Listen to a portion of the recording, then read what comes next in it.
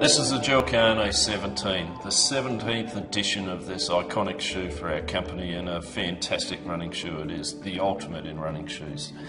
So what is new about the shoe? Well, we'll probably come back to that when we get into certain issues, but let's go through some of the things that you always see in this shoe. You have duomax in the midfoot area of the shoe, then you also have trusting.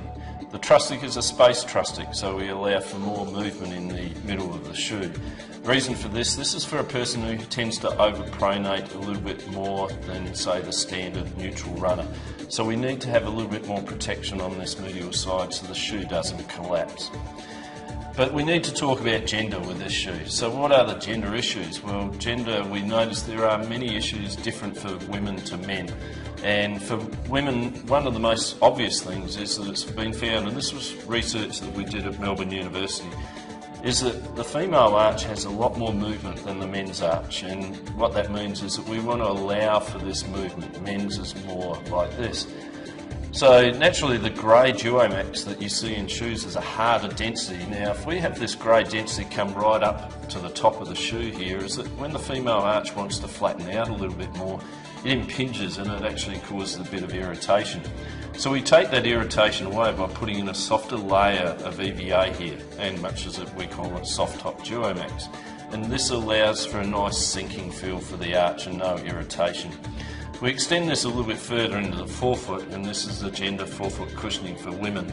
And again, this is the same. It goes right across the forefoot of the shoe and allows for a nice soft bed for the female foot. Also, one thing you probably can't pick up when in looking at the shoe when you look at the men and the women's shoe is that there is actually a difference in the heel height. So we normally have a 10mm gradient from forefoot to rear foot, so it's normally 22mm to 12mm. Now that's a 10mm difference, but in this shoe we actually go 13mm for women. And this is again because it's been found that the Achilles tendon in the rear foot of the foot is actually moving a lot more for women than it does for men. And if we allow for too much movement, that can cause injury. So this +3 takes that away. But let's finish off. What's new with this 17 compared to the 16? Look to the outsole here and you can see what we call a full guidance line that runs right through the shoe, and it's easily picked up by, we call it out guidance line, but it's actually a release in the shoe that goes like this.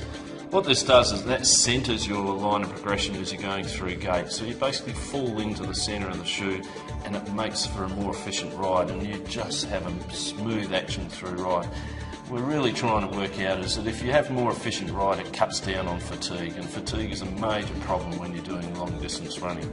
So that's about all I'm going to tell you on. There's a lot more things with this shoe, but we'll leave it at that for now. This is the fantastic Kayano 17.